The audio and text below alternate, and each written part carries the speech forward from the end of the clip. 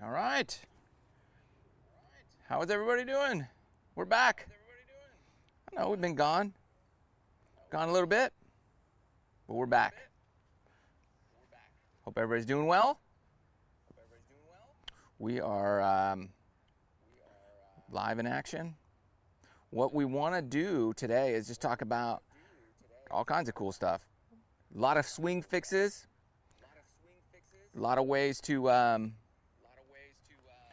just tighten up our game. We got an exciting week coming up, and we probably had the greatest weekend of golf in the history. Well, I don't know if the history is pretty awesome. Sunday. I mean, that scene. My buddy was out there in Atlanta in the herd, in the mob, and it was just spectacular. I mean, golf is back. I loved every minute of it. What an exciting day. So let me know your thoughts on that. Hey Richie, what's happening? And then we got Ryder Cup week this weekend. Oh my gosh. Obviously Tiger is playing pretty amazing golf. See, it just goes to show you, I've got to say this, you heard these guys say, we want to play against Tiger at his best. We just want to play against Tiger at his best. We want to play. No, you don't. No, you don't. You don't want to, because he will get you. He will get you. And it's just spectacular. I mean, it's a great thing to see. So I've got a few things I want to kind of go over, and then we can answer any questions you guys have, and try to get our games in better shape and just get kind of excited about practicing more, playing more, working on our game, just little stuff that can really make a huge difference in our game. Thanks, man. Yeah, your idea of rotation has improved my swing a lot. Thank you. We've got more on that right now, as a matter of fact. So I've got a video coming out later this week. Be sure to check it out. It's all about coming over the top. You hear that so much. This move here, you come over the top. So watch this. This is coming over the top. This move is actually the correct movement in your golf swing. You want to do that. You want this. Watch. I'll show you. So here's the move coming over the top like this. That's the move. Now just watch my hands. I'm just going to keep doing that. And I'm lowering my hands while I do it. And I'm still doing the exact same move, right? And then all of a sudden, when my hands are down here, well, now this looks like the right move.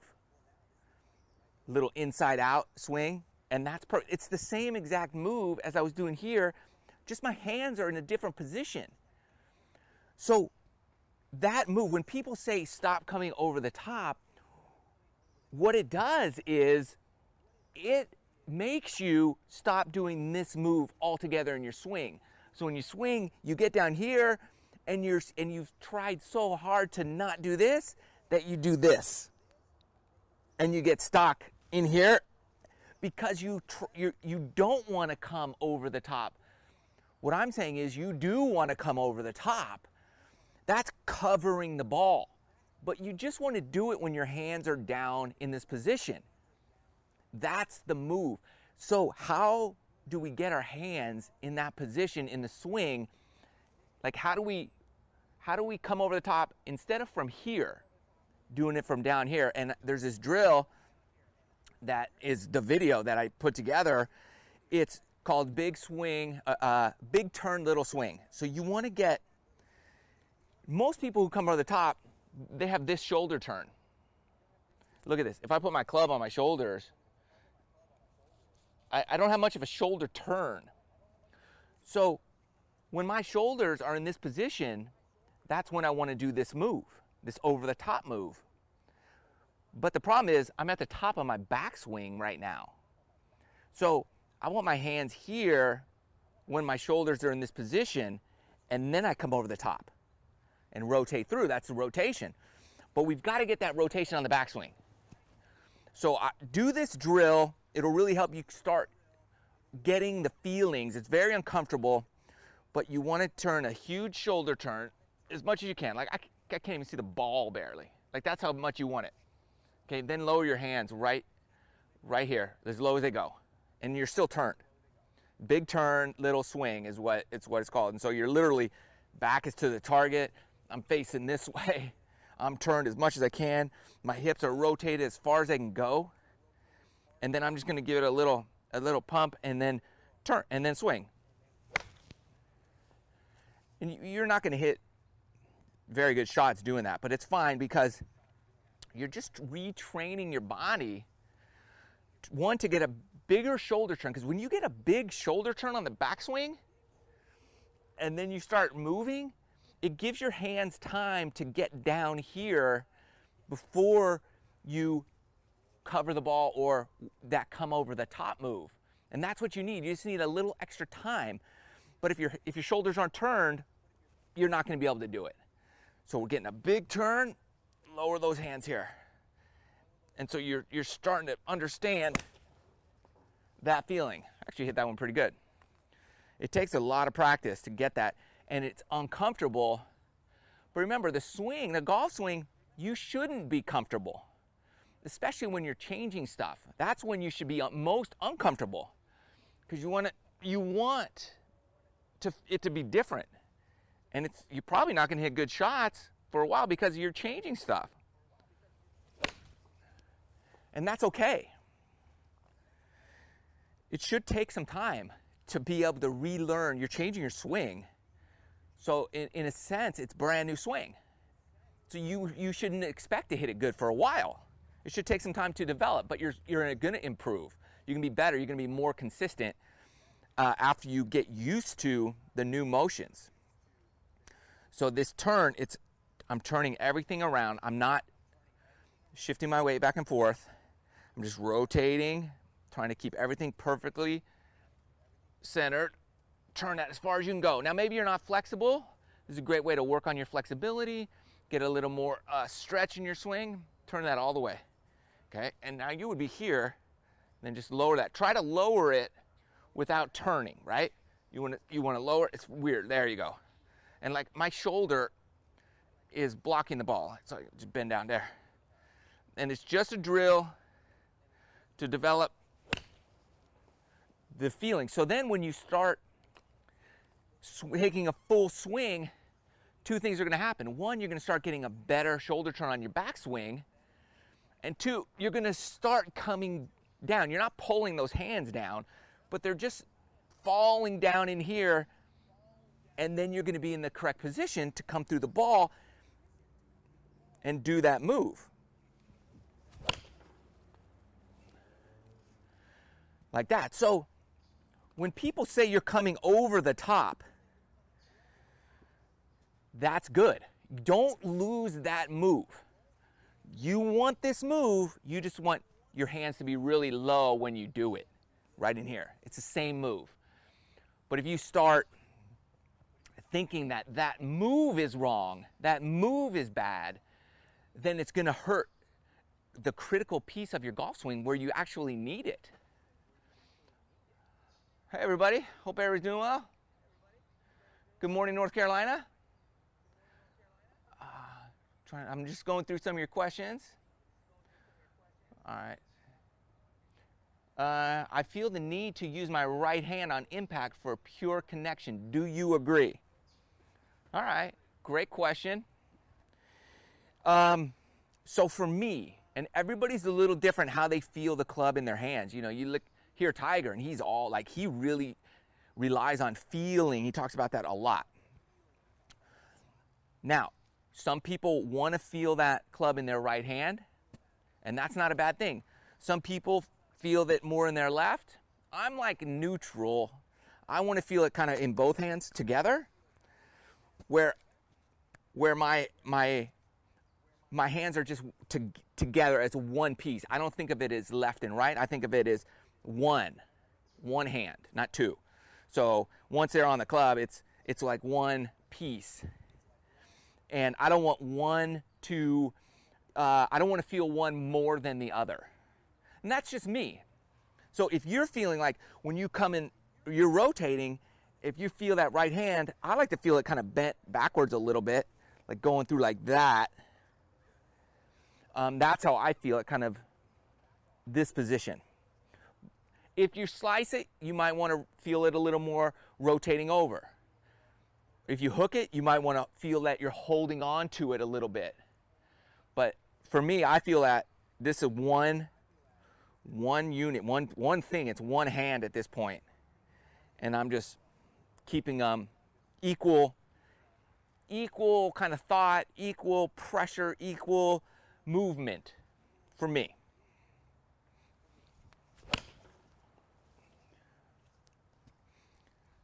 Because my miss, I can, when I'm not playing well, I can hook it a lot. And so then I really feel like my right hand's too involved.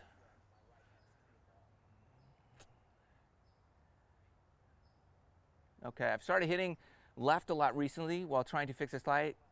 Is that from path now that I've fixed the fade? Okay, I've started hitting, yes. So, so you fixed it, probably if you're slicing it, you could be swinging to the left, which is common. And then that face is square now. So the face is square, and maybe you had an open face and that's why you were slicing it. So now it's squared up, so the ball is just going to go left. But you also, but I want you to check this first. It's very common when you slice the ball, or you used to slice it, it could just be your aim. And not necessarily your feet. It could be your shoulders just pointing a little left. And this is very common, especially for guys and girls who fade the ball a lot, and then they fix it. So you're used to aiming left out here, okay? And then now you slice it, but now you fix the slice, but it's just going left. And it's because a lot of times your shoulders are pointed left. It could be your feet as well, so you've got to make sure you get those shoulders squared up to the target. They're not pointed way left, because that'll affect your club path. And you could be hitting perfect shots right where you're aiming. You're just aiming incorrectly, specifically with your shoulder alignment. So you want to make sure you really get those square, if not shut a little bit. That's not a bad thing to shut them and just feel a little closed. You know, whatever you're doing, try to figure out if it's your shoulders, then do the opposite. Exaggerate it the other direction for a little while, and that'll usually get you kind of squared up and straightened out. And also, I see a lot of people do this. They set up perfectly, right? They're about to hit. They look, and when they look, they move their shoulders. So you could be perfect, but then you look and you move your body up like this. And then you come back and you just move your head back. And now you're open again. So you've got to learn, my kids would do this all the time. You've got to learn how to just rotate your head without turning your body to look up. It's just you got to turn it sideways and then go. And that'll help you out. So it's just little things that get us off so much.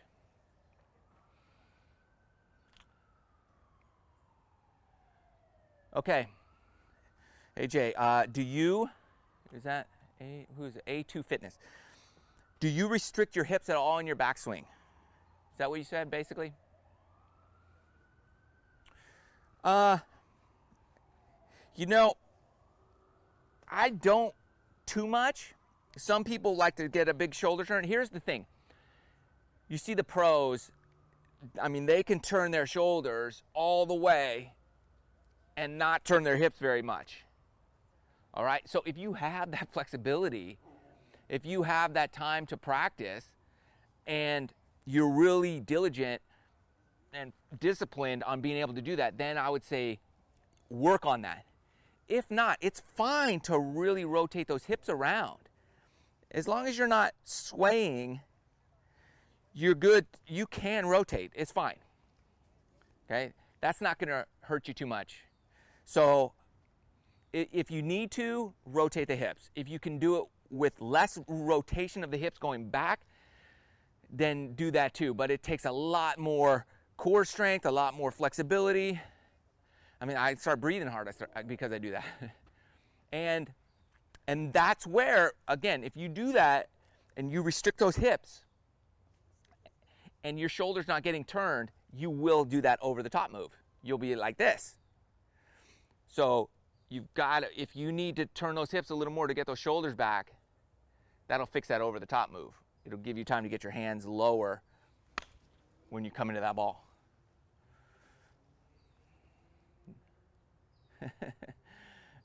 Awesome.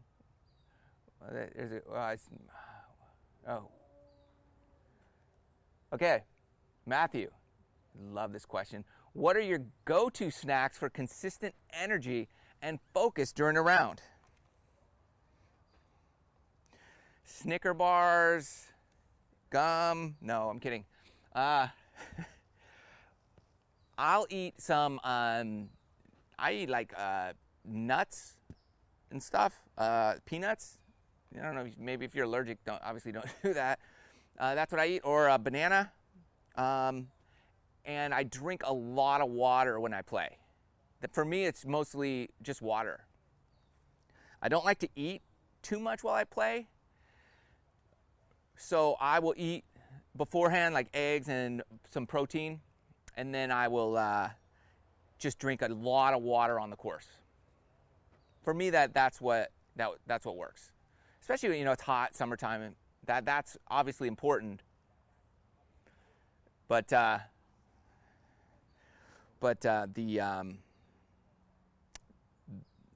just think about, like, bananas are good because they have a lot of potassium. If you cramp up and stuff, you want to be able to just take care of your muscles. So those are really good. And apples. I love apples. Any good books you've read? I read a book called, I think it's called The One Thing recently.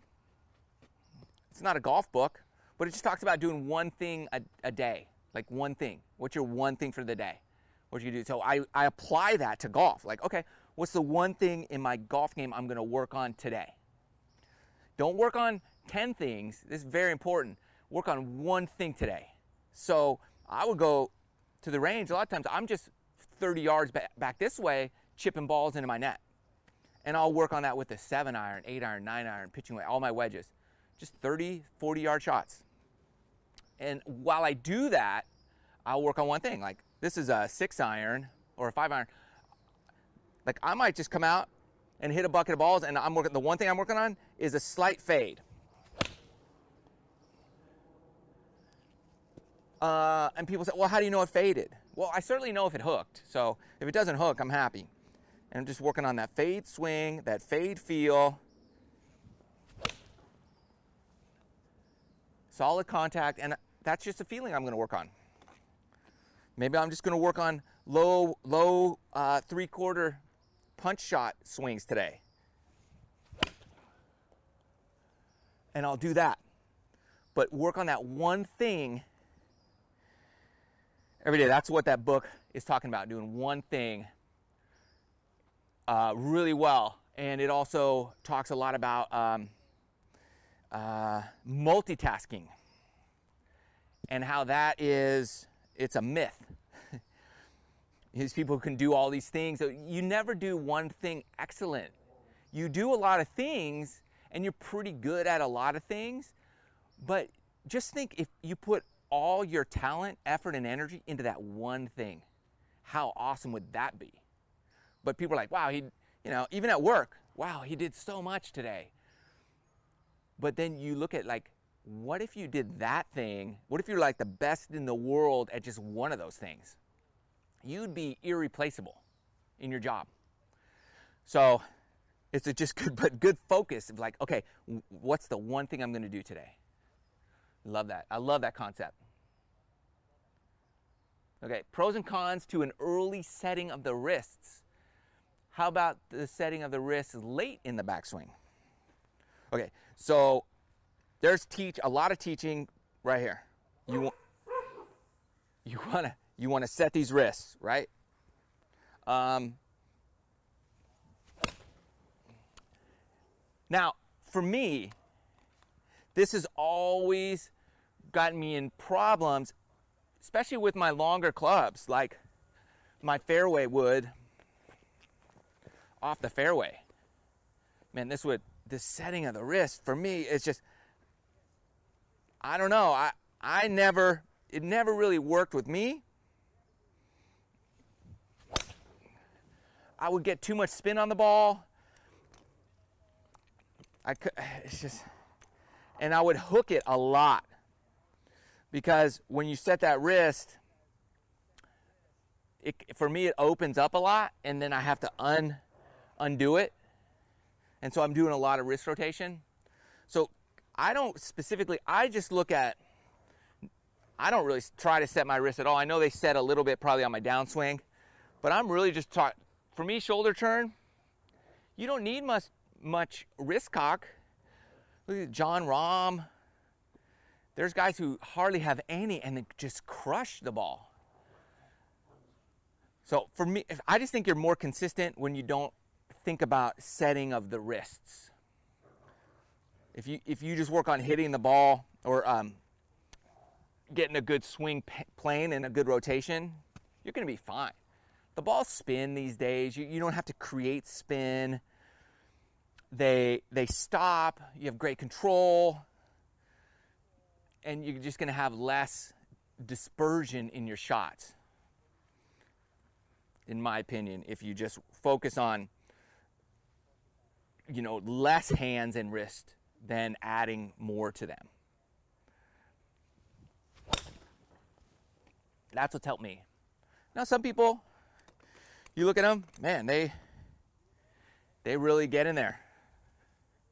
You look at, the common instructor would be David Ledbetter. It really teaches this, this wrist set, this early wrist set. And I've had instructors talk to me about that and say, no, that's good. You get that out of the way and you're good. And then from here, you don't have to worry about it. You're here.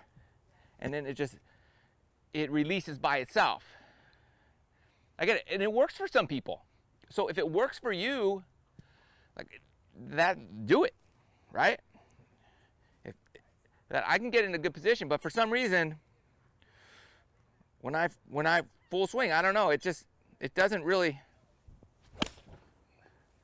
work. I can hit decent irons, but when I get in the longer clubs, it just doesn't really work for me. Okay. How do we get the hands down? Oh, okay. Good question, Ronald. So you're doing that drill, the big turn, little swing. How do you get the hands down? Well, when you get a bigger shoulder turn, your first move isn't over the top, because it's now, in order to come over the top, you actually have to lift your hands up because you have a bigger shoulder turn. So you're not going to, you don't do this. Like, you're not here and you go up. You just go around. That's over the top, right? So by just naturally getting a bigger shoulder turn, and then your hands are going to naturally come down just by themselves. You're not pulling them down. It just gives them time to come down. And then when your shoulders get back to their normal turn position, this is where you normally are, then your hands are just automatically lower. They should lower just by adding more rotation to it. Because you get them back here, you're not going to then, you don't do that. So if you started doing that, then we'd have to fix that. But you're just going to turn, and those hands are going to naturally fall. It's just a natural motion. The hands come down as you go. But if you're here, the hands are coming down. They're just rotating too soon here, so they come down over here. So they're coming down. It's like how do your hands come down normally? Well, they're going to do the exact same thing. It's just you're giving them time by adding some shoulder turn. All right. Oh, my question, my little thing jumps around. Okay. Dwayne, if you're setting up for a draw, where do you position the ball in your stance? Great question. So let's say I'm just doing a stock draw shot, normal draw. I'm not trying to hit it low, I'm not trying to hit it high, just a basic shot. I'm using a 5-iron. My normal 5-iron stance setup is basically middle, pretty much middle of my stance. Now, if I'm going to set it for a draw, what am I going to do? Okay, I might just aim my feet a touch right. Ball position the same. So I just moved my stance a touch to the right and my shoulders to the right. Everything else is good. So the club looks a little shut, but it's really normal. Okay, it's still center. That's one way to set it for a draw. Another way is, what I like to do is just, I don't really change anything. I just try to come a little more from the inside. That's kind of how I do it. So I'm good. My follow through is just going to be more out here instead of over here. But ideally, I'm just setting up the same. Center of my stance. I don't really change it. Some people might back that up a little and shut the face, but then you're getting into all these different things that you really never practice. If you always set up the same,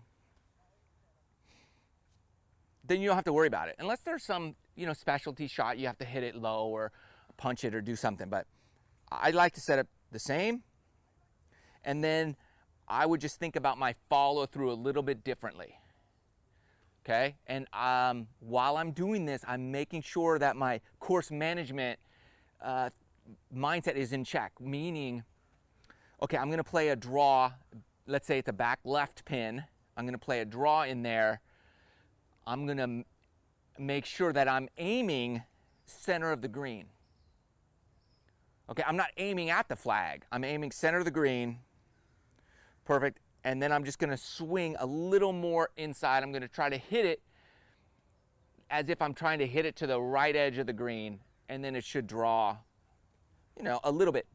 But what I mean by course management is, if I hit a bad shot, I'm going to hit it straight or a little right. So I'm missing on the correct side of where that pin is. And I'm just thinking about my follow through.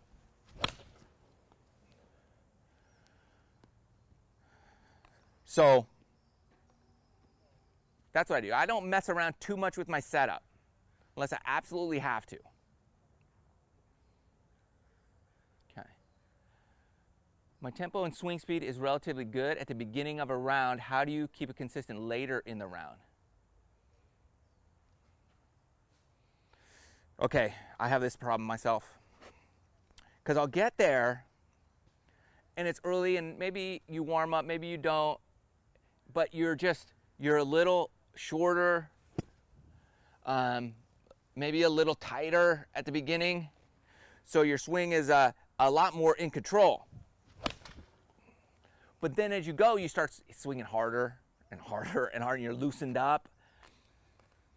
And so what I do is I have some thoughts to help me mid-round get my swing back on tempo. And what I will do is, and this is why I practice this also, these drills. If you're doing the drills that I show you, you will have done this. This is a 5-iron, which I hit about 195. Let's say I have a 180-yard shot. Then I get my 5-iron and I choke down. So I have way too much club. So I'm forced to take a 3/4 swing. So then this shot, I don't need it. I could hit a 6-iron there, but I feel like I'm overswinging lately. So I want to force myself to hit shots now. So I'm going to take a 3/4 5-iron and just run it up there. Look, a lot of people don't like to do that stuff because they think they're wasting a shot or it's going to cost them something. But remember, you're over swinging. That's costing you shots. How many shots is it costing you? It's costing you at least, let's say it's costing you a 1/4 of a shot per swing. So it's costing you a shot every 4 swings. Probably more than that. It's probably costing you a shot, a swing, or a half a shot, but whatever. Like, if you force yourself to do something to help you get better, then you're actually in the long run going to save going to save shots. So just choke down on something and take a 3/4 backswing, 3/4 follow through. Do that for like 2 holes. Do it with your driver if you need to. That's harder to do with your driver.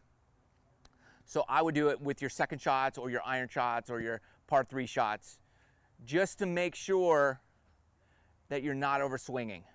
And even when I'm feeling good, I will sometimes do this because I want to make sure that I don't get into an overswinging space. So I'm just here.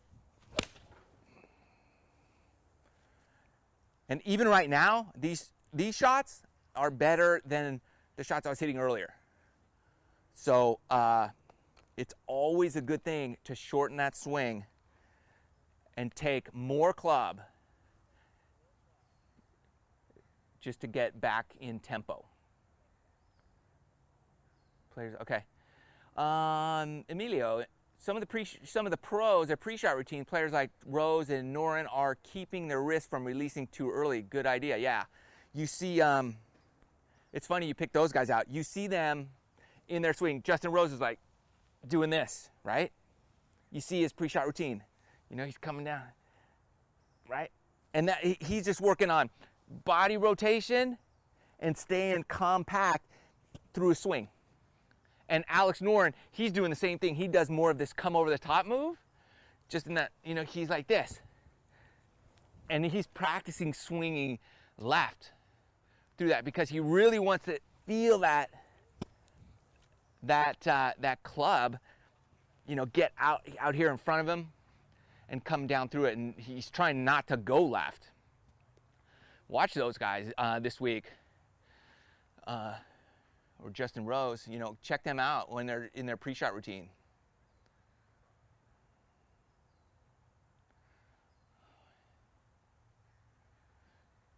All right. Help me stop crossing the line with the driver. My club points down first base line. Way out there. Okay. So A2. Watch. So this is where I was talking about why people say when you come over the top and all that good stuff. You've probably suffered from that advice, unfortunately.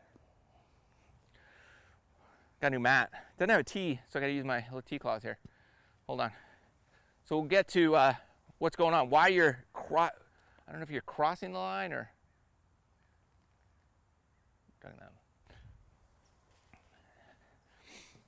your club points. I'm trying to figure out your question. Help me stop crossing the line with my driver. My club points down the first base line. So first base. Oh, at the top of your swing up here, right? At the backswing. I think that's what you mean. Crossing the line. You're whoop, whoop, whoop. Is that what you're doing? Man, I do that. I used to do that a lot. So I'm assuming you mean on your backswing. You're like here. Well, that's first baseline. That'd be crazy. Let me know. Let me know if it's your backswing. Because that's, we'll get there. I don't have I do have a putting mat. Oh, my dogs are running around. I do have a putting mat that that I have. I haven't been. I'll do a video on that thing. I haven't really used it much, so I can't really recommend it too much right now.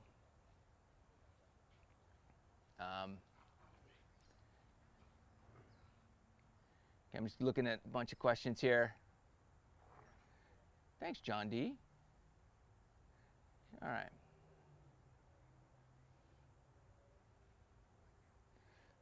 Okay, A2 Fitness. We'll get back to your question. Let me know if it's your top of your backswing or not. How to hit a hybrid. All right. Here's my hybrid. This is really good. Okay, when you get a hybrid, and I don't know what the issues are. Are you hooking it, or you just can't hit it? Is it fat? You know, it could be a number of different things. But I always start right in here. Just do a chip shot with it, like a long, not a chip, a pitch. Like a 40-yard pitch shot. That's what your feeling is with your hybrid. Just start there. Once you get there, what I would do is slowly try to hit it farther without taking too much more of a swing, okay? So I'm just, all right? And then keep going. Keep going, because if you can hit it decent like that, and just build it up that way and work that out and find out where your issue is first. If all of a sudden you're up here and then you can't hit it, but you were hitting it earlier, then you've got something going on up here that you've got to figure out. But I usually just try to keep it as flat as possible, meaning I don't want to get it too up here. I just want it down in here. So I'm trying to keep it lower back in here. That's what kind of Ben Hogan did. I mean, his hands were down in here. So that's what I try to feel, is a flatter, more shallower delivery to the ball. So right down in here. And start working on that.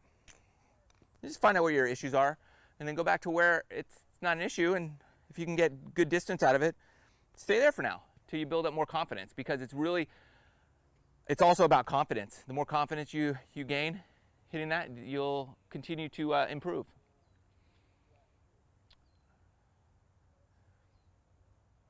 Ball tracking apps. There's not a good ball track. I use a shot tracer, but it doesn't do a great job, to be honest with you. You have to go in there, and the conditions have to be perfect. Like a nice blue sky, the sun's got to be in the perfect spot. The camera has to be perfectly set up. Everything's got to be perfect for it to actually trace it on its own.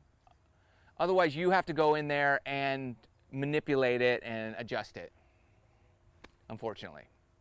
I'm working on getting some launch monitors here. I'm talking to a company right now, some like consumer products, and because I want to try those out and see how accurate they are. And I'll try to take them to the Precision Golf Center and compare it with the GC Quad and see how accurate it really is. That's kind of my next. We're working on that. Also, here, I want you guys to go here. I want you to go to this website. I'm going to copy it right now. I'm going to paste it in the comments. I want you to go to this website. There's a phone number. I want you to call those guys and tell them you want Mr. Short Game to go hang with that dude. We're close. We're close. I'm working with some of his people, and I want to get over there to his house, and we're gonna do some stuff. But I need you guys' help. So just call that number on the website. It's right there. And let them know. Say, hey, we want to see Mr. Short Game at your place, okay?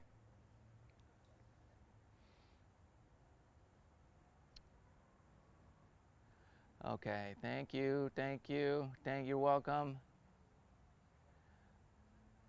Okay, I guess I should say how to not chunk 60-degree shots or give up on the shot, the bottom of the swing. Okay. Okay, you're chunking the 60.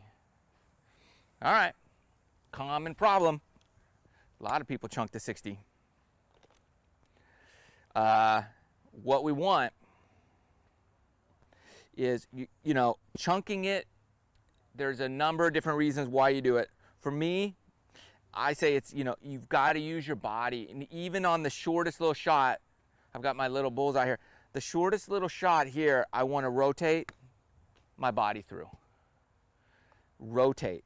Use your body. I'm just letting my arms hang. Everything's nice.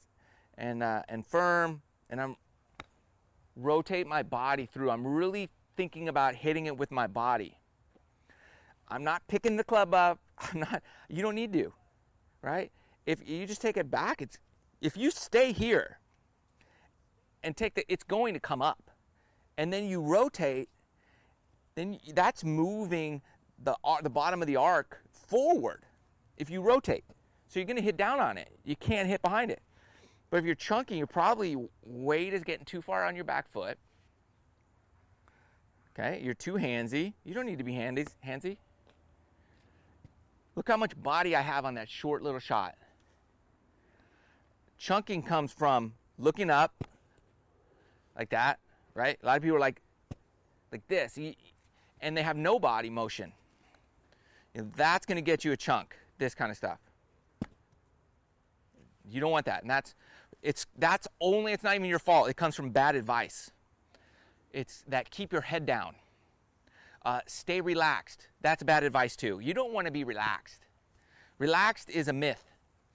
There's nobody who looks relaxed. I mean, think about when you're lying on the couch watching a movie. That's relaxed. That's not what you want. You're ready for action right now. You're not too tense, but your muscles, everything is ready to go. That's not relaxed. Your grip is not super loose. You got a nice grip on that thing, okay? And you're ready. Man, I could really fire my hips at that. And hit a pure shot. So just make sure you're getting that body rotation. And it'll get rid of the chunking. And stop thinking about keeping your head down. It's not that. You think you're chunking it because you're pulling your head up. You're not. You're chunking it because you're doing that. Because you're keeping your head down. Rotate that thing. You don't even need to look at the ball to hit it. Just rotate around. Force yourself to rotate. You can do it. You can do it. It's a weird feeling. It feels wrong. It feels uncomfortable. But like I always said, you got to force it. Sometimes I just put this club here and just rotate and the club went right on the ball. So I went way too fast. But you could do that. Just to feel the rotation. And then if you want higher, you just open the face a little bit. That's all, and just continue to rotate. You'll be good. You'll be good. Okay. Yeah, my elbow is flying. Okay.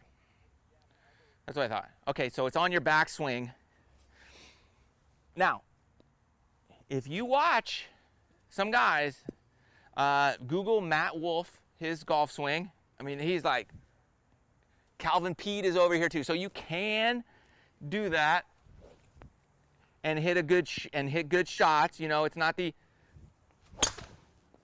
end of the world. You can do it. But if it's causing you a lot of issues, and you don't want to do that, here's what I've done to help myself. Get your alignment stick, and it's going to be a lot of work. It's not going to happen overnight. But get your alignment stick, run it down your shaft, I don't know, halfway, okay? And when you swing, now you can see it. So obviously if you're crossing the line, you're not going to see that. It's going to be over there. So you want to keep this out in front of you. And then you want to see it drop this way on your backswing. That's kind of a good way to practice swinging. Just so you start getting that feeling of it. That could help you for a little while. I also work on this little pre-shot routine. Here, I feel this. Okay, so I'm taking it back and I'm feeling this. And that's how I want to come into the ball. I really want to feel this whoop, like I want to feel that club head like almost get down there. That's what I'm feeling. I mean, you're nowhere near that in your swing. When you really swing, but that's what you're thinking about, and that's your swing thought to try to help, you know, this. And, you know, if your elbow's flying out, you can always get a towel and put it under your arm to keep it down. You know, whatever it takes to keep it down. But if you notice my swing, I mean, it didn't drop down at all. I mean, it looked pretty good, like it was on plane and everything was fine. Even though I'm feeling this. Like, I'm really feeling this in my swing. Whoop. But it doesn't look like that. And then you put a towel or whatever. Keep that. You're not going to fly your elbow if that's in there. You know, it's going to be down. Just feels weird, but it's definitely helpful. That could help. All that helps with that flying elbow. That, yeah, it gets us a lot.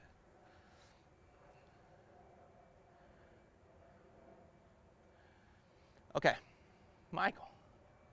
I have a natural fade with my driver. Lately, it's been a big fade. That is almost a slice. I have watched my grip and still fade it hard. Okay, so Michael, that's common. Here's what I would look at. One, for sure, check out your setup.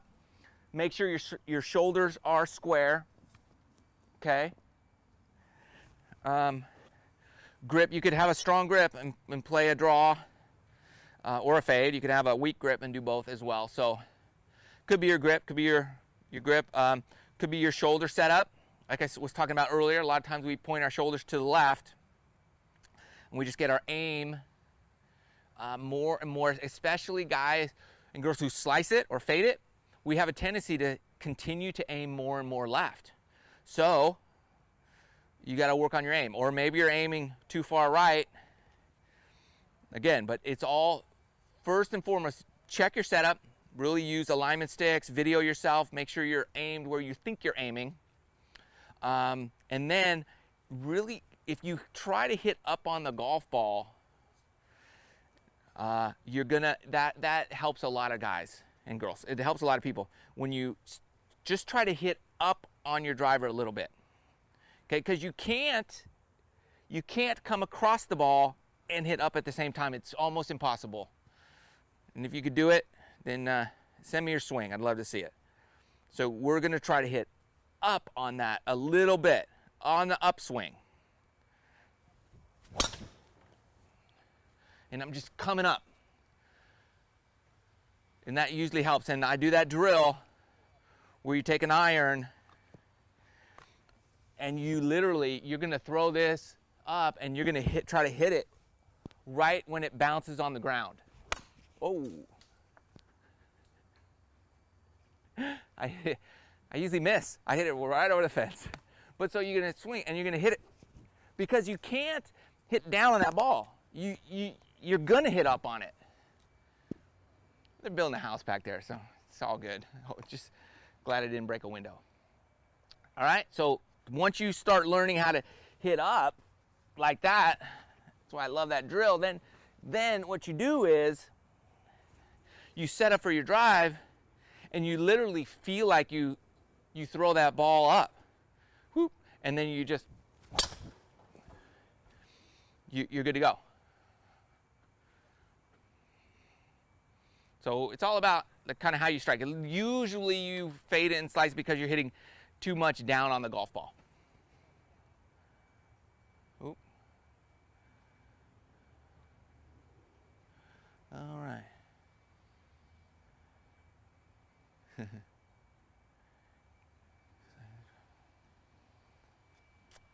Okay, why do I keep hitting the toe of my driver in fairway woods?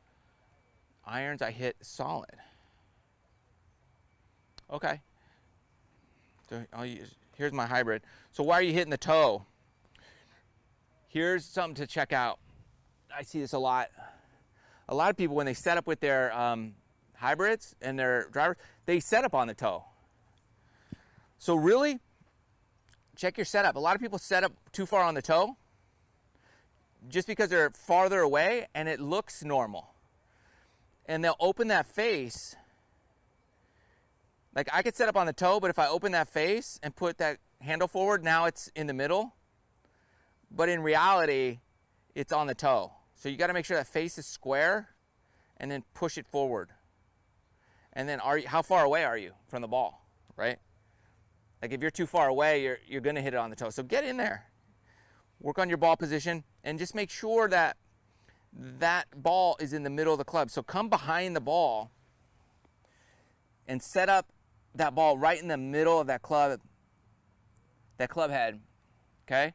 And then just hold it there and walk around, and you'll probably do a double take and say, hold on, I must have moved the club when I walked back because it's on the heel now. Like, and you'll be like, no, it's right, it's perfect. And then you'll come back and you'll be like, whoa, that's not where I set, like, so then you're like, it feels like it's more on the heel.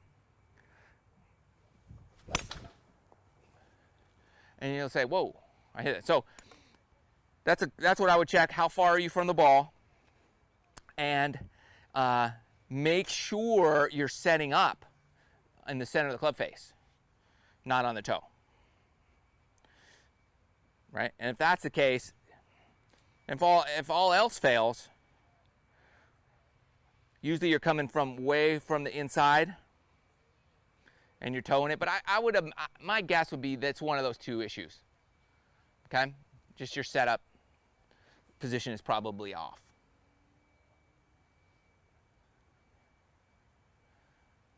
Okay. Terrified of over hitting the 60? Me too. That's why I don't hit my 60 farther. Like it goes 80 yards, but I don't hit it 80. I like it around 50, 60 yards. 70 yards, I'll hit it if I have to. Otherwise, I'm going to another wedge. Just because you hit it 80 yards or 100 yards doesn't mean you have to. Don't do it. You know, you just dial it back. These are your scoring clubs from the fairway, from wherever. Like, make sure that you're using them properly, meaning you're trying to score with them. You're not trying to hit them far. You're trying to get a score. You're trying to make a birdie. You're trying to save a par. You're trying to lower your score. It's not about distance with these clubs. The pros, you know, they hit it far, but you look at Tiger, he's got 100 yards. He's not like using a 60-degree wedge. A lot of times he uses his pitching wedge, he just flights it in there. It's all about ball flight and control and being able to control that ball and where it goes. So never, never, never hit your wedges full, ever.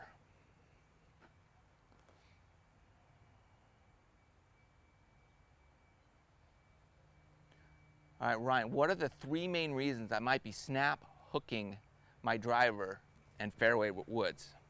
All right, 3 main reasons. Okay, reason 1 is you're standing up in your swing. So if you stand up, you have nowhere to go but like this, okay? And you're gonna flip those hands. So that's reason 1, is you're standing up. Reason 2 is you're pulling these hands down in here, and then you have to flip your hands in order to square that club face up. So you could be pulling those down. I don't know if that's one of the top reasons that could happen. Usually it's you scoot that butt in and you come in up like this, okay? That's common snap hook stuff. And it could be your setup, meaning, is your face shut at the top, right? What's your ball position? All that, I would say, are your top 3 reasons. So again, if you're snap hooking, I would start out like this, short swing. And if you snap hook that, then you know your problem lies within that first few feet of your golf swing, right? You know it's not at the top of your swing because you just snapped it. It could be your grip. Maybe your grip's all, maybe your grip is a little like this, like, you know, like I just snap hooked that. So if you're doing it with that little baby swing, then we can narrow down where the problem is. It's just, you know, trial process. We're just eliminating where it is. So do this little short swing. This is no concern for anybody else. She only thinks about herself. So just short swing. Find out where the problem is. And if it's up top, then we can fix that. But first you got to find out where it is. Course man, yes, I'll do more course management videos in the future. Let me see, we got, looking for a question here, I can't find it. Let's see.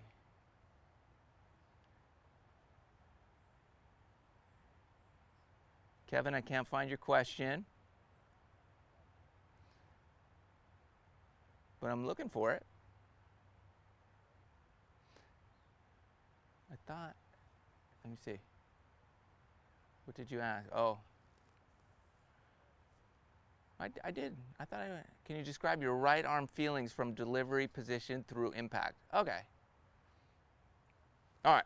What are my right arm feelings? Getting specific. All right. So, what's my right arm feelings?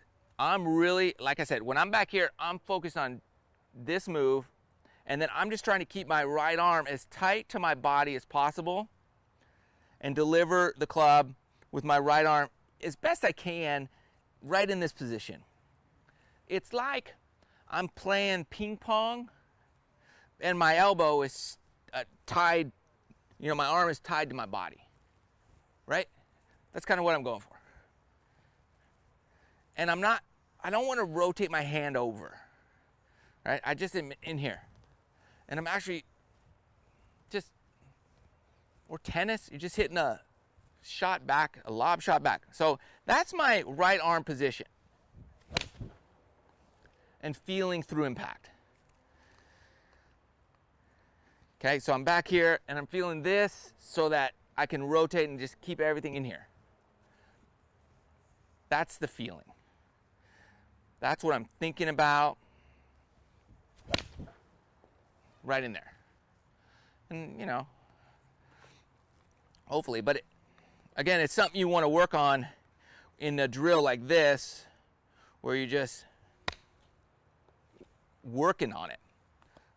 Because what I try to do is work on the drills, like here, so that I don't have to think about it. It's just ingrained into my memory banks. Because I get to this position and I just do those little shots. Because that's the feeling I'm trying to get is, you know, I want to be rotating my hips and just firing through there. So then I feel that through impact. And then, you know, if all goes well, I'm probably not in that exact position, but I'm closer to where I should be. And that felt good.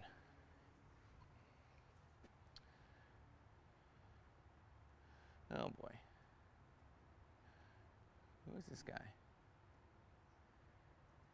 Okay, that's good. We'll remove you. Hitting the ball fat. Best tip I ever heard was from you. Thanks. Bracing the trail leg while rotating around. I need to. Okay. Appreciate that, Eric. Okay. Okay. Junior golfers work on distance or accuracy. Go for distance. Okay. Depends. I mean, if they're 5, 6, 7, 8, just hit it far. Accuracy will come later. Don't worry about that. Okay. What's from bracing? You're like, okay. So yeah, so you're hitting it fat. Brace your leg while rotating around your body. Which, yeah, you want to rotate around your body. When you're, so one thing, if you're swaying off the ball, you're changing the bottom of your swing arc.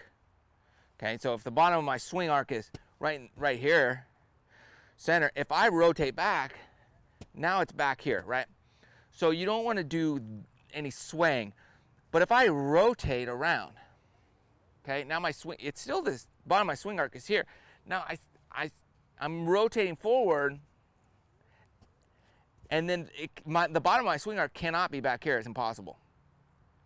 And yet you want to rotate around this leg. And the more you rotate, then you slowly can move a tiny bit forward, and then that moves your bottom of your swing arc forward, and then it's just going to eliminate fat shots, because you're going to rotate, you're going to come a little bit forward here, and then now my swing arc is bottoming out in front of the ball. So it's not about trying to hit 2 inches and, ahead of the ball, or take a divot an inch past the ball. It's just about rotating your body properly so that you do come down and strike the ground after the ball. And it shouldn't be a conscious thought. It should just be, okay, let me get that body rotating around here. And you should be good. Just start with, without hitting down on the ball. Like, I'm not really trying to hit down on the ball, right? Because that's going to cause you problems up here. I'm just trying to rotate around, and then the bottom of my swing arc is where it is naturally, which is going to be in front of the ball. Okay, I don't know why, homeboy. I'm going to block you, dude, if you keep saying stuff like that.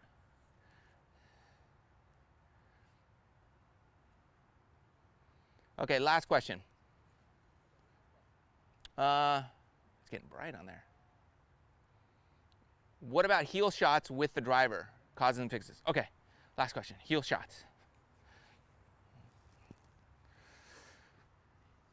Okay, so again, if you're heeling it, which happens, okay, maybe you're too close. You could be a little too close to the ball. So again, always check position.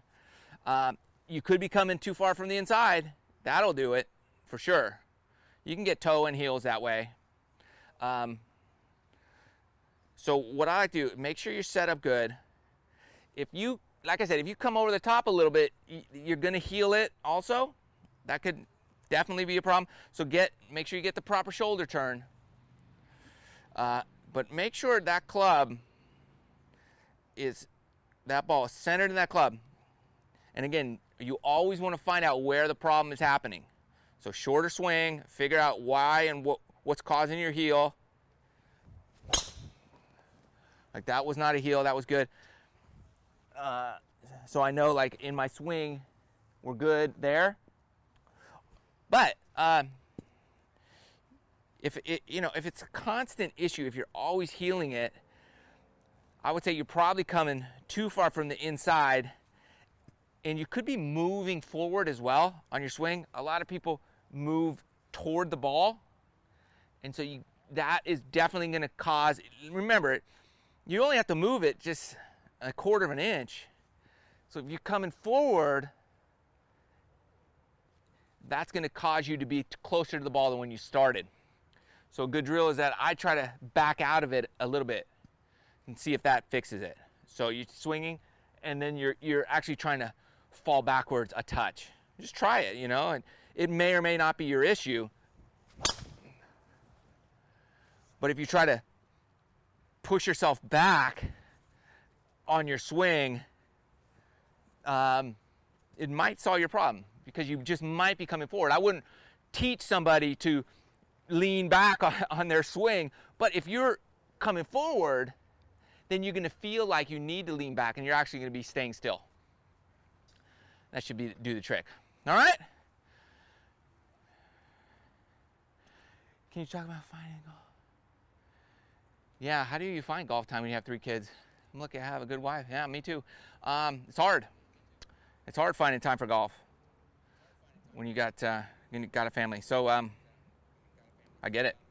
Anyways, good luck. Play well. Ryder Cup. I don't know. I always love a great match. I mean, I'm in the U.S., so I'm going to root for the USA, but I love watching Ian Poulter and those guys. Like, I love that dude. So I love seeing him go crazy, and I want to see that. So that's what I like. I like the action. I like the drama. I like the close matches. I like intense competition. And it's awesome when your team wins, but when they don't, much respect. So I love seeing the game played at that high level. Anyway, subscribe to the channel. If you guys haven't, you guys probably all have. Appreciate it. Got new videos coming out this week. Check them out. Love you. We'll see you next week. I think. I'll let you know. But that's the plan. Peace.